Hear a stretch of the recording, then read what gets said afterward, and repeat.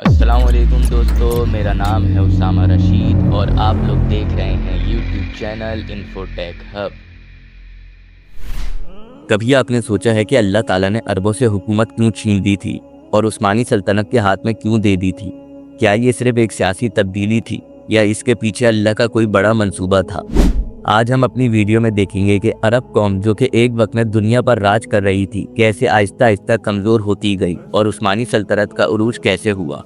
جب عرب جاہلیت کے دور میں تھے اور جنگوں اور قبائل کی لڑائیوں میں الجھے رہتے تھے، تب اللہ تعالیٰ نے نبی کریم صلی اللہ علیہ وسلم کو ان کے درمیان بھیجا۔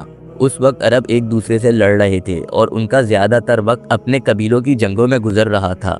ہر ایک قبیلہ اپنے آپ کو بہترین سمجھتا تھا اور دوسرے قبیلوں کے ساتھ لڑائی میں مصروف تھا۔ اللہ تعالیٰ نے اس اندھیرے اور بےہودگی کے دور میں نبی کریم صلی اللہ علیہ وسلم کو رہنما بنا کر بھیجا۔ نبی کریم صلی اللہ علیہ وسلم نے اپنی زندگی اور دعوت کے ذریعے ان کو اسلام کا اصل پیغام دیا اور ان کو جاہلیت کے دور سے نکال کر ایک بہترین زندگی کا راستہ دکھایا۔ انہوں نے انہیں صرف عبادت تک محدود نہیں رکھا بلکہ ایک ایسی زندگی کا طرز دیا جو انصاف، امن اور اخلاق سے بھرا ہوا تھا۔ اور پھر رسول اللہ صلی اللہ علیہ وسلم نے فتح مکہ کے بعد پورے عرب پر اپنے قدم مضبوط کر لیے تھے۔ پھر آگے چل کر حضرت ابو بکر صدیق رضی اللہ تعالیٰ عنہ اور حضرت عمر رضی اللہ تعالیٰ عنہ کے دور خلافت میں اسلامی حکومت اپنے عروج پر کامل تھی۔ یہ وہ وقت تھا جب عرب دنیا کے مشرق اور مغرب تک چھا گئے تھے، مگر پھر عربوں نے اس دین کے مشن سے دوری اختیار کر لی۔ اسلام صرف عبادت تک محدود نہیں ہے بلکہ یہ ایک زندگی کا طرز ہے جو ہر پہلو کو شامل کرتا ہے۔ جب تک عرب اس طرز زندگی کو مان کر چلتے رہے تب تک وہ ترقی کرتے رہے، مگر آہستہ آہستہ دنیا کی محبت، مال اور دولت کی لالچ اور بادشاہت کی شوق نے انہیں گمراہ کر دیا۔ عربوں کا سب سے بڑے زوال کی وجہ یہ تھی کہ ان کی توجہ اسلام کی اصل روح سے ہٹنے لگی۔ رسول اللہ صلی اللہ علیہ وسلم کی وفات کے بعد جو صحابہ کی تربیت تھی وہ دھیرے دھیرے کمزور ہوتی گئی۔ دوسری وجہ زوال کی یہ تھی کہ اسلام کا اصل پیغام اتحاد کا تھا، مگر جلد ہی عرب بادشاہوں کے درمیان سیاسی اور طب کی جنگ شروع ہو گئی۔ بنو امیہ اور بنو عباس کے درمیان جو جنگیں ہوئیں انہوں نے اسلامی طاقت کو اندر سے کمزور کر دیا۔ تیسری وجہ زوال کی یہ تھی کہ جب تک عرب ایک چھوٹی سی فوج سے بڑی طاقتوں کو ہراتے رہے تھے تب تک ان کا بھروسہ اللہ پر تھا، مگر آہستہ آہستہ ان کا یقین اپنی فوج اور دولت پر ہوتا گیا۔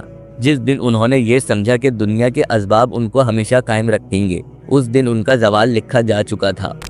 قرآن پاک میں سورہ محمد کی آیت نمبر 38 میں اللہ تعالیٰ نے ارشاد فرمایا، اور اگر تم پھر جاؤ گے تو وہ تمہاری جگہ اور لوگوں کو لے آئے گا، پھر وہ تمہاری طرح کے نہیں ہوں۔ جس وقت عرب ایک دوسرے سے لڑ رہے تھے اور اپنی اقتدار کے حصول میں کھو چکے تھے، دوسری طرف ایک اور قوم تیار ہو رہی تھی جو اسلام کی اصل روح کو سمجھ چکی تھی۔ یہ تھی ترک قوم۔ سلطان عثمان ون نے ایک چھوٹی سی ریاست سے ایک ایسی سلطنت کی بنیاد رکھی جو آہستہ آہستہ سب سے عظیم سلطنت بنی۔ عثمانی سلطنت کا عروج کسی عام بادشاہت کی طرح نہیں تھا بلکہ یہ ایک نظام تھا جو اسلامی اصولوں پر قائم تھا۔ سلطان عثمان اور ان کے بعد آنے والے سلطانوں نے اسلام کی اصل روح کو سمجھ کر عدل اور انصاف کا نظام قائم کیا۔ یہ صرف جنگوں اور فتوحات کی کہانی نہیں تھی بلکہ ایک ایسا نظام کی داستان ہے جو اللہ کے حکم سے چلایا گیا۔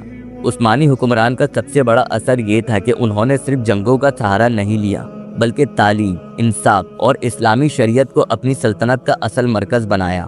جب سلطان محمد فاتح نے قسطنطنیہ کو فتح کیا تو وہاں کے نصرانیوں کو ان کے دین پر رہنے کی اجازت دی گئی، ان کے حقوق کو تحفظ دیا گیا۔ یہ وہ اسلامی تعلیمات تھیں جو عرب حکمران بھول چکے تھے۔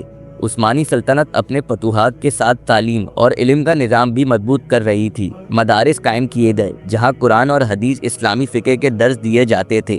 ہر فیصلے میں علماء اور فقہ کا مشورہ لازمی تھا۔ عثمانی سلطنت کو یہ حکومت اس لیے ملی کیونکہ وہ اسلام پر عمل کر رہے تھے، اور جب انہوں نے بھی آہستہ آہستہ یہی غلطیاں شروع کی جو عربوں نے کی تھیں تب ان کا بھی زوال آ گیا۔ آپ لوگوں کی اس بارے میں کیا رائے ہے ہمیں کامنٹ باکس میں لازمی بتائیے گا۔ اگر آپ لوگوں کو ہماری یہ ویڈیو پسند آئی ہو تو لازمی ہمارے چینل کو سبسکرائب کر دیں۔